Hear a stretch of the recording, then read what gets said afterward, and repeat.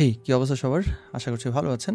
আজকের ভিডিওতে আপনাদেরকে ফটোশপের একটা প্রবলেম নিয়ে আলোচনা করব এবং প্রবলেমটার ২ টা সলিউশন দিব। ২ টা ওয়ে দেখাবো। প্রবলেমটা কি সেটাকে বলি। ধরুন আপনার কাছে এরকম একটা ছবি আছে। ছবিটাকে আপনি কোনো ব্যানারে বা কোথাও ব্যবহার করতে যাচ্ছেন। তবে ছবিটা একটু ছোট। আপনি এটাকে আম ওয়াইড অ্যাঙ্গেলে একটু বাড়াতে চান। দ্যাট মিনস হচ্ছে রাইট সাইডে বা লেফট সাইডে যেকোনো এক জায়গায় আপনি এটাকে বাড়াতে চান। কিভাবে বাড়াতে চান? ধরেন আমার এই ছবিটাকে আমি এখানে ১ম এটাকে আনলক করে ফেলি। এখানে 0 লেয়ার করে ফেললাম। এবার আমি এখানে ক্রপ টুলে যাই অথবা সি বাটন প্রেস করে এটাকে ধরেন আমি ড্র্যাগ করে একটু লম্বা করলাম। তো এত বড় একটা আমার হচ্ছে এখানে আসলে ওয়াইডই দরকার আরকি। এখন আমরা কি করি নরমালি এটাকে কন্ট্রোল টি প্রেস করি। দেন এটাকে আমি যদি রাইট দিকে টানি তাহলে দেখেন কি বিশ্রী একটা অবস্থা হয় না? একদম দেখেন খুব বাজে একটা অবস্থা। এখন আমরা চাচ্ছি কি ছবিটা এরকম হবে কিন্তু আমাদের এখানে আসলে মানে এটা এরকম করে ফেটে যাবে না বা ছবিটা এই টাইপের হবে না। তো আমরা সেটা করার জন্য আসলে কি করতে পারি? এটার জন্যই আমি আজকের এই ভিডিওটা বানানো এবং এটার ২ টা সলিউশন দিচ্ছি। ২ টা ওয়ের যেটা আপনার পছন্দ, যেটা ভালো লাগবে সেটাতে আপনি ট্রাই করতে পারেন। প্রথমত আমি যেটা করব সেটা হচ্ছে এখানে ল্যাস রুল নিব, একটা রাফ সিলেকশন করব। সিলেকশনে যাব মোটামুটি আমি মানে রাফ মানে যে আপনি যেকোনোভাবে সিলেক্ট করলেই হয়। এক্সাক্টলি ওইটাকেই করতে হবে বা ওইরকমভাবে নিতে হবে এরকম না। কাছাকাছি গিয়ে কিছু একটা সিলেক্ট করে দিলে হবে।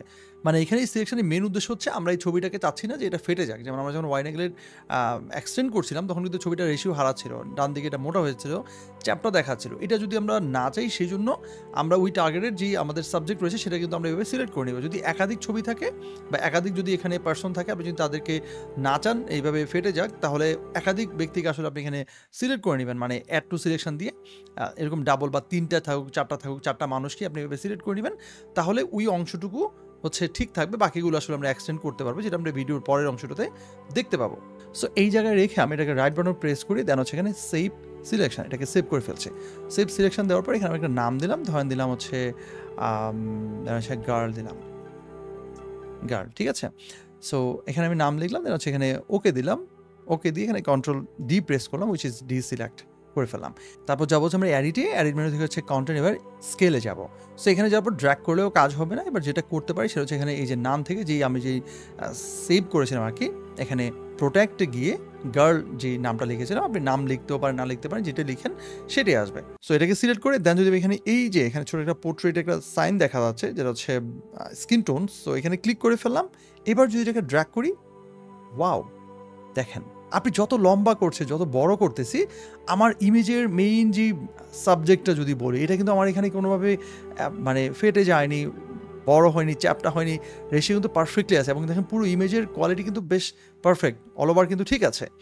ইমেজটা শুরু থেকে একটু ব্যাকগ্রাউন্ড ব্লার করা ছিল তো। সো পোর্ট্রেট মোডে তোলা ছবি হয়তো সেইজন্য এটা এরকম দেখাচ্ছে। কিন্তু আপনি অ্যাকচুয়ালি যদি একটা ভালো ছবি নেন, অন্য কোনো ছবি দিয়ে ট্রাই করে দেখবেন একদম কোনো রেজুলেশন কিন্তু এখানে আসলে ফেটে যাবে না বা প্রবলেম হয়ে যাবে না। সো এইভাবে আপনি যেকোনো ছবি কিন্তু এভাবে ওয়াইডলি বা যেকোনো সাইড থেকে, এটা শুধু লেফট টু রাইট না, আপনি টপ বটম যেকোনো সাইডে কিন্তু একইভাবে এটাকে আপনি এক্সটেন্ড করতে পারেন। সো ইজিলি হয়ে যাবে। এবার আসলে আমরা সেকেন্ড ওয়েতে যাই। সেকেন্ড ওয়ে হচ্ছে আমি একটু ব্যাকে চলে গেলাম।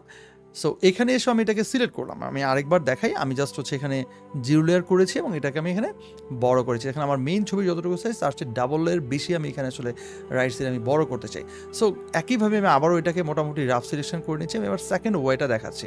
সেকেন্ড ওয়েতে কীভাবে আপনি এই ধরনের ইমেজকে আপনি এক্সটেন্ড করবেন বা আসলে স্কেল করবেন। সো এটাকে সিলেক্ট করার পর আমরা এবার এটাকে সেভ করব না, কোনো কিছু করব না। কি করব? আমরা যাবো হচ্ছে এখানে লেয়ারের পাশে যে চ্যানেলস লেখা আছে না, এখানে যাবো। এখানে যাওয়ার পর এখানে বেশ কিছু চ্যানেলের নাম দেখতে পাচ্ছি, RGB, রেড, গ্রিন, ব্লু, এগুলো আলাদা আলাদাভাবে দেওয়া আছে। এবার আমরা নিচের দিকে এসে দেখেন এখানে একটা অপশন রয়েছে যেটা হচ্ছে আমাদের সেভ সিলেকশন অ্যাজ চ্যানেল, মানে চ্যানেল হিসেবে এটাকে সিলেক্ট করবো আর কি, বা সেভ করবো। ক্লিক করলে দেখেন আলফা 1 নামে একটা চ্যানেল ক্রিয়েট হয়েছে। এটার নাম আপনি ডাবল ক্লিক করলে এটার নাম চেঞ্জ করতে পারেন। আবার আপনি চাইলে এটাকে আসলে মানে নর্মালি এটাকে আবার আপনি এভাবে রাখতে পারেন। সো আমি এখানে চেঞ্জ করলাম না, নাম তো ম্যাটার করে না, আসলে যেটা খুশি সেটাই থাকুক। কন্ট্রোল ডি দিয়ে ডিসিলেক্ট করে ফেললাম। সো অ্যাজ ইউজুয়াল জাস্ট হচ্ছে আলফা চ্যানেলটা ক্রিয়েট করলাম। এবার আমরা যাবো হচ্ছে আমাদের আবারও এডিটে, আবারও এখানে কন্টেন্ট, এবার স্কেলে চলে যাব। সো স্কেলে যাওয়ার পর গ্র্যাজুয়ালি এটাকে আমি আরেকবার এখানে যাবো এবং দেখেন উপরে কিন্তু এখানে আলফা 1 কিন্তু লেখা আসছে এবার। সো আপনি কিন্তু চাইলে এখানে নান দিতে পারেন অথবা এখানে আলফা 1 দিতে পারেন। সো দুইটার একই সিস্টেম। আমি এখানে আবার আলফা 1 দিয়ে গেলাম এবং এখানে এই যে স্ক্রিন টোন যেটা আছে সেটা সিলেক্ট করে রাখলাম। এবার এটাকে ড্র্যাগ করে আমি যদি আবার এটাকে ডান দিকে এক্সটেন্ড করি, ওয়াও! একইভাবে কিন্তু সেম রেজাল্ট। সো দুইটা ওয়ের যে কোনো একটা ওয়ে আপনি বেছে নিতে পারেন আপনার এই কাজটা করার জন্য। আর আমার মনে হয় এই ট্রিকটা আপনি অ্যাপ্লাই করে অনেক ইমেজকে আসলে এইভাবে আপনি এক্সটেন্ড করতে পারবেন। আমাদের মাঝে মধ্যেই অনেক ক্ষেত্রে আমাদের বিভিন্ন ইমেজের এই ধরনের এক্সটেন্ড করার প্রয়োজন পড়ে, অথবা আমরা সেগুলোকে বিভিন্ন ব্যানার ইউজ করতে চাই। হয়তো এই ট্রিকের মাধ্যমে আমরা সেই কাজটা খুব ইজিলি করে ফেলতে পারবো। তো ভিডিও শেষ করার আগে আপনাদের ছোট একটা রিকোয়েস্ট করতে চাই, আমার চ্যানেলটাকে সাবস্ক্রাইব করবেন যারা এখনও সাবস্ক্রাইব করেননি। আর ভিডিওটি ভালো লাগলে আপনি শেয়ার করে দিবেন সবার সাথে। কোনো মতামত বা কিছু বলার থাকলে সেটা কমেন্টে লিখবেন, আমি আপনাদের কমেন্টগুলো পড়ি এবং রিপ্লাই দেওয়ার চেষ্টা করি। আপনি চাইলে আমার সাথে আমার লাইভ ক্লাসে যুক্ত হতে পারেন সকল কিছু ডিটেল এবং আরও বিস্তারিত জানতে। এই ভিডিওতে থাকা যে ডেসক্রিপশন বক্স রয়েছে সেখানে চেক করবেন, অথবা আমাদের হোয়াটসঅ্যাপ নাম্বারে নক দিতে পারেন, বা আমাদের ফেসবুক গ্রুপে যুক্ত হয়েও সেখান থেকেও জেনে নিতে পারবেন। দেখা হচ্ছে পরবর্তী ভিডিওতে। টিল দেন টেক কেয়ার, আল্লাহ হাফিজ।